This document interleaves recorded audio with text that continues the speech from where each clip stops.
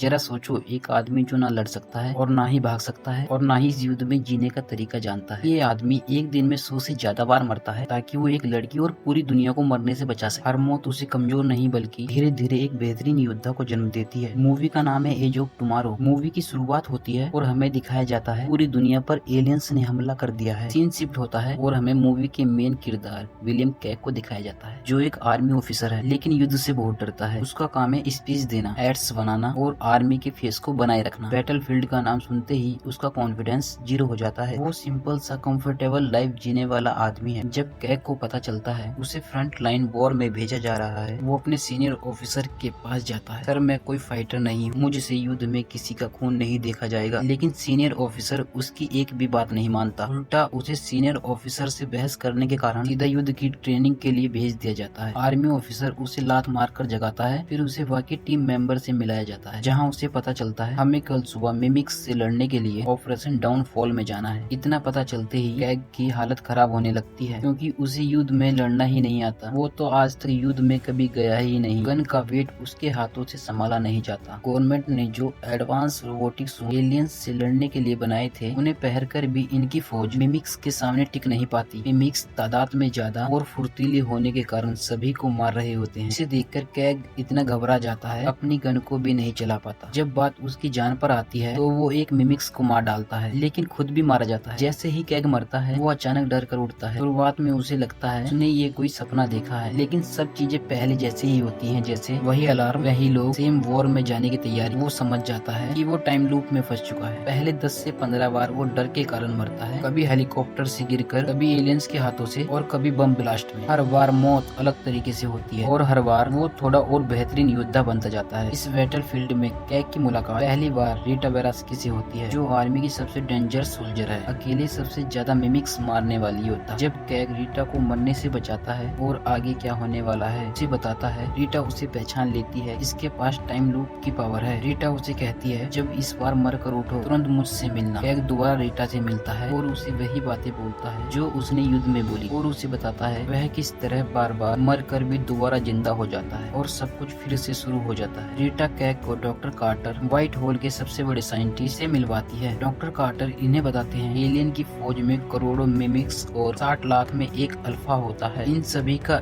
एक main brain omega होता है। जब भी एक अल्फा मारा जाता है तो ओमेगा के ब्रेन तक एक ऑटोमेटिक सिग्नल पहुंचता है और वो दिन को दोबारा शुरू कर देता है। उसके पास दिन को दोबारा शुरू करने की शक्तियाँ होती हैं, जिसके कारण उन्हें पता होता है कि अब क्या होने वाला है। जब तुमने अल्फा को मारा, उसका खून तुम्हारे चेहरे पर गिरा, जिससे तुम भी अल्फा से कनेक्ट हो गए। उसके कारण तुम्हारे पास भी शक्तियाँ आ गई हैं। जैसे ही तुम मरते हो तो ओमेगा तक ऑटोमेटिक सिग्नल जाता है, जिससे वह दिन को दोबारा से शुरू कर देता है। हमें इन्हें पूरी तरह से खत्म करने के लिए इनके मेन ब्रेन को डिस्ट्रॉय करना होगा, जिससे इन सभी मिमिक्स का अंत हो जाएगा, जिसके लिए तुम्हें ट्रेनिंग की जरूरत पड़ेगी। धीरे धीरे कैग की ट्रेनिंग शुरू होती है। हर बार मरने के बाद कैग वापस आता है। रोज ट्रेनिंग के साथ साथ दोनों के दिलों में एक दूसरे के लिए प्यार बढ़ता जाता है। बार बार ट्रेनिंग करने से कैग ने अपने अंदर से पहले वाले कमजोर डरपोक सोल्जर को मारकर एक नए वॉरियर को जन्म दिया। कैग 100 से ज्यादा बार मरता है, कभी गलत रास्ता ले लेता है, कभी 1 सेकंड लेट हो जाता है, कभी रीटा को बचाने में खुद मर जाता है। हर डेथ के बाद वो एलियन के मेन ब्रेन के थोड़ा और करीब पहुंचता रहता है। मेन ब्रेन को डिस्ट्रॉय करने के लिए व्हाइट होल यंत्र की जरूरत पड़ेगी, जो आर्मी कर्नल के पास है। इसी तरीके से ये दोनों कर्नल के ऑफिस पहुंच जाते हैं, उन्हें टाइम लूप के बारे में बताते हैं, लेकिन कर्नल इनकी बातों पर विश्वास नहीं करता। जब कर्नल की सेक्रेटरी ऑफिस में फाइल लेकर आती है तो कैग कर्नल और सेक्रेटरी का पास्ट बताकर उन्हें राजी कर लेता है। कर्नल इन्हें वो व्हाइट होल यंत्र दे देता है। जब ये ऑफिस से बाहर निकलते हैं तो आर्मी ऑफिसर ने टाइम लूप के बारे में नहीं पता होता है, इन्हें गन पॉइंट पर ले लेते हैं। ये उन सबसे बचकर भागने की कोशिश करते हैं। इनके बीच चूहे बिल्ली का खेल शुरू हो जाता है, लेकिन एक समय के बाद इन दोनों को पकड़ लिया जाता है, जिसमें ये दोनों ही घायल हो जाते हैं। जब कैग की आंखें खुलती हैं तो उसे हॉस्पिटल में ब्लड चढ़ाया जा चुका था, जिसके कारण अब इसकी टाइम लूप वाली पावर छिन जाती है। ये देखकर कैग गुस्से से आग बबूला हो जाता है। अब अगर वो मरा तो ये उसकी लास्ट डेथ होगी। अब अगर इन्हें दुनिया को मरने से बचाना है तो इन्हें युद्ध शुरू होने से पहले एलियन के मेन ब्रेन को डिस्ट्रॉय करना होगा। इसके लिए इन्हें अपने साथी और एक हेलीकॉप्टर की जरूरत होगी। कैग अपने सभी साथियों का पास्ट बताकर विश्वास दिला देता है कि दुश्मन के पास टाइम लूप की पावर है। ये सभी अपने देश साथ ही पूरी दुनिया को बचाने के लिए निकल जाते हैं। इनके पास एलियन के मुकाबले ऐसे कोई एडवांस हथियार नहीं होते जिससे ये उनका मुकाबला कर सके। साथ ही उनकी तादाद तादाद बहुत ज्यादा होती है, जिसके कारण इनके सारे सोल्जर मारे जाते हैं। ओमेगा नीचे पानी में छुपा हुआ होता है और उसके बाहर अल्फा खड़ा हुआ होता है। रीटा कैग को प्यार करती है और कैग ओमेगा को मार सके इसलिए रीटा अल्फा का ध्यान अपनी ओर खींचती है, जिसके कारण वो मारी जाती है। उसने प्यार और अपने देश के लिए खुद को कुर्बान कर दिया। मौका मिलते ही कैग ओमेगा को डिस्ट्रॉय करने के लिए पानी के अंदर चला जाता है। अल्फा ने लगभग कैग को मार ही दिया होता है, लेकिन मरने से पहले वो हैंड ग्रेनेड ओमेगा के ब्रेन में गिर देता है, जिससे पूरी एलियन जाति समाप्त हो जाती है। इनके साथ कैग भी मारा जाता है, लेकिन कुदरत को कुछ और ही मंजूर होता है। टाइम एक आखिरी बार रिसेट होता है, लेकिन इस बार वॉर रुक चुकी थी। एलियन प्रजाति पूरी तरह से समाप्त हो चुकी थी। कैग, रीटा और उनके सभी साथी जिंदा होते हैं। इसी के साथ इस मूवी की हैप्पी एंडिंग होती है। दोस्तों, आप सभी को ये मूवी कैसी लगी प्लीज कमेंट बॉक्स में बताना ना भूलें। मिलते हैं अगली वीडियो में एक नई मूवी के साथ।